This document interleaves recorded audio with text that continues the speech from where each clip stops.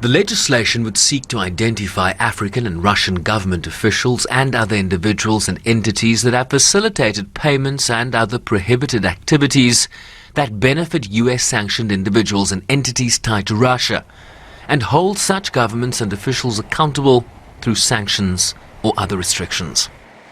My sense is that this is less about the continent and about African states and about wanting to attack them, but this is more about Congress trying to find ways in which to sort of punish Russia. I mean, there is a genuine concern about Russia sort of building up of alliances on the continent, and putting its footprint, military footprint, particularly on the continent. I think, as I said, I wouldn't overestimate what that looks like, also especially going forward as well.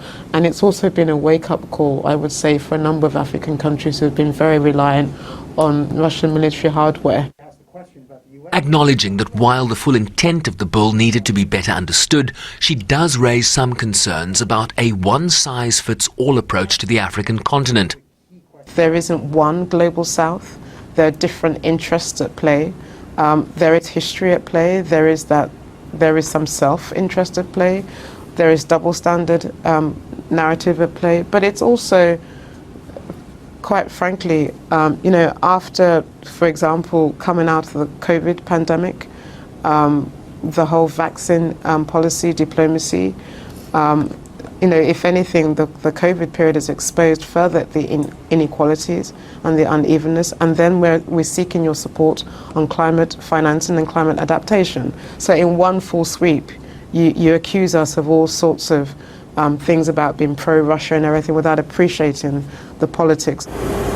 The bill would seek to use US foreign assistance as a vehicle to counter Russia's influence, including the work of Russian mercenaries in Africa, while strengthening democratic institutions and anti-corruption initiatives, while improving human rights in African countries, with the war in Ukraine and how African countries responded to it, providing additional context.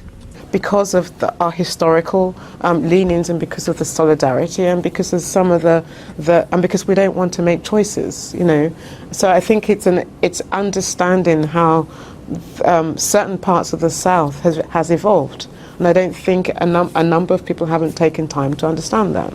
I mean, you're from South Africa. I mean, people were very quick to make judgments on South Africa. I think that Ramaphosa is struggling a very tight rope between the ANC classic cadre and those who've evolved since then. And, it's also tied to South Africa's history as well. She also weighed in on the recent visit of the AU chairman, President Macky Sall of Senegal, to Russia, particularly over growing concerns around food and energy security in Africa and Moscow's role therein. If you are truly a friend of the non-aligned, and if you are truly concerned about the commodity shocks and the financial fallout of this, then you'll do everything to help your brothers that you are in solidarity with. Explaining the proposed legislation, the chair of the House Foreign Relations Committee, Gregory Meek, said in a statement that they cannot forget that the Russian Federation would continue to seek avenues in which to pilfer, manipulate and exploit resources from certain parts of Africa while seeking to evade sanctions and undermine US interests. Sherman Bryceby's SABC News, New York.